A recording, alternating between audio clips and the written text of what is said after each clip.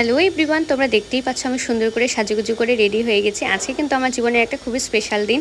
আজকের দিনে আমি আইফোন 15টা নিয়েছিলাম, তো এটা তোমাদের সাথে আমি শেয়ার করছি। তো ওখানে গিয়ে আমি দেখলাম যে নিনু আর দিদিও এসেছে, ওরা আইফোন 15 গ্রিন কালারটা নিয়েছে।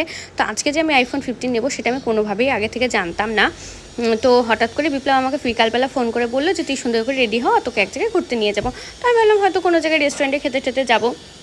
ও দেখলাম আমাকে নিয়ে আসলো ক্রোমাতে। তো আমি বললাম যে এখানে কেন? তখন ও আমাকে বললো যে এখানে তোর প্রিয় আইফোন 15-এর পিঙ্ক কালারটা অ্যাভেলেবেল আছে, সেটা দেখে গেছে আর সেটা তোকে আমি আজকে গিফট করব।